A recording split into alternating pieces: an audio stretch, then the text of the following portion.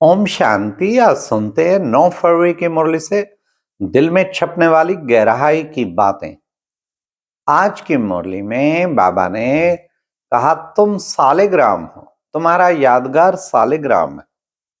और सच बात है, कई जगह मंदिर में जब देखते शिवलिंग और चारों ओर छोटी छोटी शिवलिंग आकार के सालिग्राम होते, तो हम बचपन में पूछते थे ये क्या है, कहीं छोटे छोटे शिवलिंग समझ नहीं आता था। फिर तो उनको भी शिवलिंग ही कहा जाए, लेकिन उन्हें सालिग्राम, देखो कितना जबरदस्त यादगार बना हुआ है। और सालिग्राम शिवलिंग तो बीच में एक होता, सालिग्राम अनेक होते थे।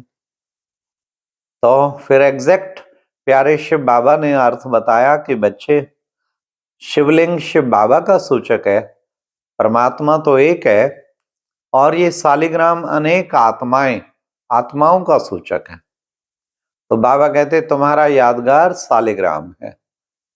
फिर बाबा ने आत्मिक स्थिति बनाने के लिए कहा, देखो बच्चे, 1 सेकंड में आत्मा शरीर छोड़ के फिर कैसे दूसरा शरीर धारण करती।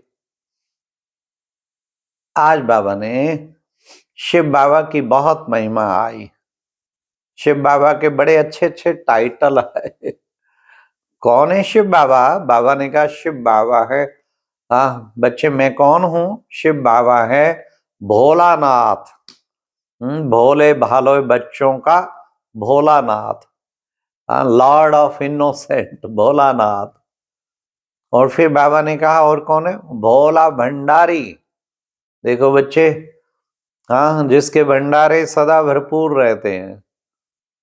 फिर आज की मुरली में बाबा ने कहा शिव जयंती बच्चे मनाते हैं, जगह जगह शिव जयंती मनाते, सारे भारत में जगह जगह मनाते हैं। जरूर शिव बाबा इस धरती पर आया होगा, उसने कार्य किया होगा। क्यों कहते तेरी महिमा अपरंपार, उसकी इतनी महिमा करते, अवश्य उसने इतना बड़ा कार्य किया जो सारे भारत के गांव गांव में भी शिवालय मिलता और शिव बाबा का प्रतिमा शिवलिंग मिलती, उस पे जल चढ़ाते, फल फूल चढ़ाते। तो बाबा ने कहा जरूर उसकी इतनी महिमा करते, इतना बड़ा कार्य किया है, इस पुरानी दुनिया को बदलकर नई दुनिया बनाने का कार्य किया है। फिर शिव बाबा ने कहा कि बच्चे, तुम बच्चे कितने खुश नसीब हो जो तुम्हें इस वक्त तो शिव बाबा से तुम्हें उसका सच्चा परिचय मिला है। क्यों? तुम कहते हो 87वीं शिव जयंती, मतलब उसको 87 वर्ष हुए हैं आए हुए। 1936 में बाबा आए, उसके बाद ये कार्य चला तो 87 ईयर हुआ ना शिव बाबा के कार्य को चलते हुए। तो शिव भगवान को धरती पे आए इतना वर्ष हुआ जो इतना बड़ा कार्य कर रहे हैं। बाकी बाबा ने कहा एग्जैक्ट डेट टाइम किस वक्त आया वो किसी को नहीं पता। बाबा ने कहा जन्म पत्री बनाते हैं, सबसे ऊंचे से ऊंची जन्म पत्री वो किसका है? शिव बाबा की है। कर्तव्य भी सबसे ऊंचे से ऊंचा शिव बाबा का है, उसको कोई पहचाने। साथ साथ बाबा ने कहा कि बाबा को कहते हैं ज्ञान का सागर, वो नॉलेजफुल है और वो सबका सदगति दाता है, सबकी सदगति करता है। साथ साथ बाबा ने कहा देखो बच्चे, मैं 5000 वर्ष के बाद फिर से आके तुमको अपना परिचय देता हूं। मैं जो हूं जैसा हूं अपना परिचय खुद आकर देता हूं। पूरे 5000 वर्ष बाद ये कल्प का जो है चक्र है। फिर बाबा ने कहा कि बच्चे, किस तरीके ड्रामा का खेल है। ये ड्रामा का खेल हार जीत का बना हुआ है, जो हू बहू रिपीट होता रहता है, हाँ जिसमें कोई भी फर्क पड़ नहीं सकता। फिर बाबा ने कहा कि बच्चे तुम सब ये जो शिव जयंती मनाते कब कैसे जन्म लिया, ये तुम बच्चों को सारी बातें अच्छी तरीके समझ के फिर औरों को समझाना है।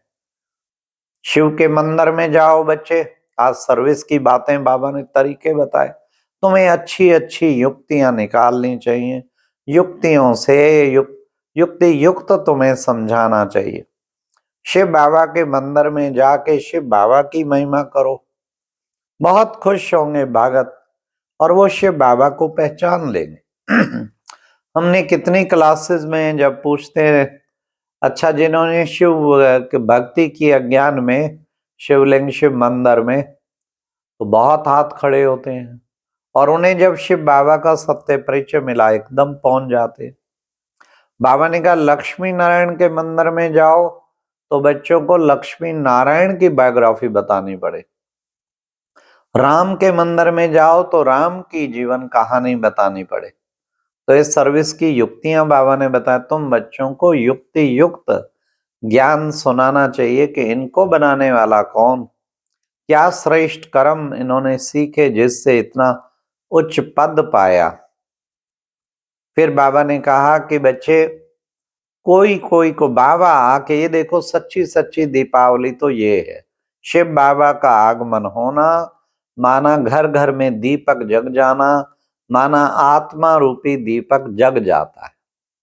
तो अभी बच्चे, हाँ, सबका दीवा बुझा हुआ है, वो घृत ज्ञान का घृत खत्म हो गया। माया ने आके दीवा बुझा दिया है। हाँ, सारे विकार आ गए हैं तो प्रवेश करके दीवा बुझा दिया। अब बाबा आया है फिर से तुम्हारा दीवा जगाने के लिए, तो तुम बच्चों को पुरुषार्थ करना चाहिए। कौन सा पुरुषार्थ कर रहे हो? अपने देवी देवता धर्म को स्थापन करने का पुरुषार्थ कर रहे हो। फिर बाबा ने कहा विचार सागर मंथन करो, क्या कि हम कैसे शिव बाबा के मंदिरों में जाके ये सेवा करें, जैसी अवस्था वैसा जन्म। बाबा ने कहा इसलिए अवस्था अच्छी होगी तो फिर वैसा ही पुरुषार्थ कर पाएंगे। फिर बाबा ने कहा कि बच्चे तुम कौन हो? अब बाबा आके तुमको कौड़ी से हीरे जैसा बनाते हैं, कौड़ी से हीरे तुल्य बनाते हैं। तो कौन बन गए हम? हीरे तुल्य, डायमंड वार, चमकते हुए बेदाग डायमंड अपने को समझे। बाबा ने कहा तुम एक आदि सनातन देवी देवता धर्म के हो, जिसको दुनिया ने फिर हिंदू कह दिया है। फिर बाबा ने कहा कि बच्चे देखो, कहते हैं ना जैसी गवर्नमेंट वैसी रैयत प्रजा। तो उनको सत्यता का पता नहीं। अब तुम्हें घर घर में दिवाली अर्थात ये सत्यता का परिचय देना। मैं आया हूं तुमको राजयोग सिखलाने, तुम याद के द्वारा ही, हाँ, बाबा ने कहा शिव बाबा को याद करो क्योंकि वो ही एकमात्र सदगति दाता है। पिछाड़ी में जो आएंगे आके रिफ्रेश होंगे और प्रजा में चले जाएंगे, थोड़ा भी ज्ञान सुनेंगे पिछाड़ी में तो आएंगे। बाप है हेवन का रचयिता, जरूर हेवन का मालिक बनाएंगे। आज की मुरली में वरदान था सर्व खजानों के से संपन्न बन निरंतर सेवा करने वाले अखुट अखंड महादानी भव। सभी खजानों से संपन्न, शांति आनंद प्रेम शक्तियों गुणों से खजानों से संपन्न बन जाओ तो फिर सेवा निरंतर होगी। फिर अखुट बनो, सेवा करेंगे और साथ साथ फिर महादानी वरदानी बन जाएंगे, सबकी सेवा निरंतर करते ही रहेंगे। फिर बाबा ने कहा अंदर स्लोगन था, अंदर की सच्चाई सफाई प्रत्यक्ष तब होती है जब स्वभाव में सरलता हो। अंदर की सच्चाई सफाई प्रत्यक्ष तब होती है जब स्वभाव में तुम्हारे सरलता हो।